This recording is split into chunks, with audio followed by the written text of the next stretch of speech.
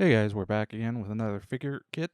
This time we're going to be looking at another one of Hasegawa's 112 figures, this time Amy in her bikini. Let's open her on up and take a look.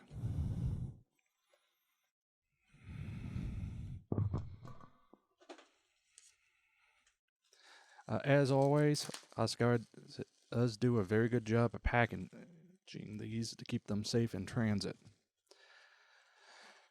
So, starting off, head and hair sculpt on this particular figure is pretty good. I do think they could have reduced the hair just a tad, and it would have looked a little better, but that's ultimately nitpicky. The face, I do think they did a good job, sculpting her. And thankfully, at least in terms of the casting quality in comparison to the last one we looked at, it is a lot better. However, they did make an interesting design aesthetic choice, and they made the bikini, and we'll see on the bottom part of her bikini, raised for the stripes. I have no idea why they chose to do this. I don't know if it's the aid in the masking of it or what, but it's odd. And to be honest, it's one of those things I'm debating if it'd be easier to just leave it alone, sand it down, fill it. I'm not sure what I personally will do, but it's an odd design aesthetic. As other than that, I can't really find any, major flaw. Yeah, we got some flashing, but it's not that bad in comparison, again, to the last one we looked at. Similarly, in the hands, hopefully, camera is focusing. Now, sculpt and detailing is much improved over the last kit. Continue on, as I mentioned before, the raised detailing in the bikini parts is just an odd choice to me. As I mentioned as well, and hopefully we can see here, the casting quality on this particular example is a lot better. So, plus to Hasegawa on that front. Similarly, hair is good, no real issues to complain about there. Turning on to her legs and feet, no real complaints, no real issues. We're all good there. Thankfully, on this particular one, we can also do a little dry fit, and you can see that cleanup should be relatively easy with no real major issues. So give me a second to get these back in, and we'll continue.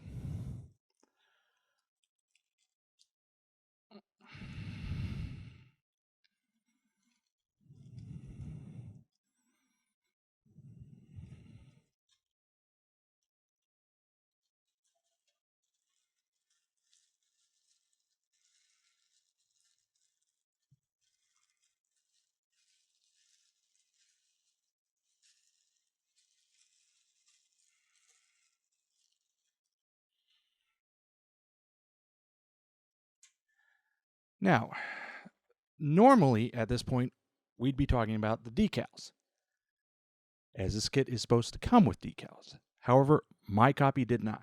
Now, I don't know if they potentially fell out somewhere between the assembly and me, or they were never put in to begin with.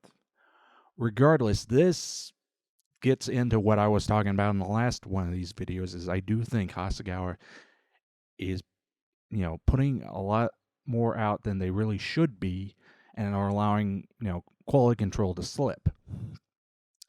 Now, at least with my copy today on this kit, the casting is better, but it's entirely possible I got an early kit. But the fact that they potentially missed the decals that are supposed to be there, that is an issue. I don't know if it's, a one-off and I just, happened to get unlucky or what, I may even someday down the road get another one of this particular one if I can, just for the sake of seeing if it is a more widespread problem. Personally, for me, it's not that big an issue. I've probably bought enough of these kits that I have extra decals, as they do seem to include a triple set with all of them, so I can probably scrounge some up. If not, probably paint them anyway. So it's not that big a deal for me, but it's an issue, and I have to point out because it does seem to be increasingly frequent on these kits. So instead, we're going to move on to decals. I do like this little additional sketch they include. It's not something you have to include, but it's nice to have it as a nice little extra. As you could tell from the parts, it's not a complicated kit. Probably the most complex being the painting process to make sure you're getting good skin tones. They do give you a custom recipe for the skin tones, which, not that big a deal, but it's a nice inclusion.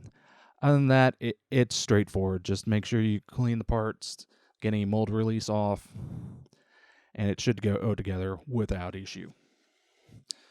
So, in conclusion, overall, I think design and sculpt of the kit is good. I do like the fact that we're not having to deal with a lot of the mold line issues like we did on the last one of these, but we're still seeing quality control issues on these. So I will say this,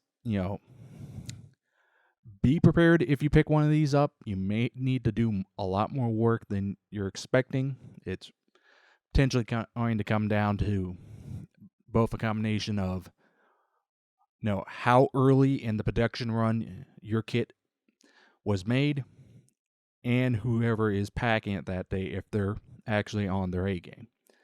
Now, as I mentioned, it could just be I had a string of bad luck and got some bad kits. It's entirely possible. But it does show a bit of a trend, which I am concerned about, because I do like the design of these kits overall. They're interesting subject matters, and they're fun little kits. So, be prepared is all I'm going to say at this point. So, that was a look at Hasegawa's 1/12 Amy in her bikini kit. Great design, but it's one you need to watch out for. So, until next time.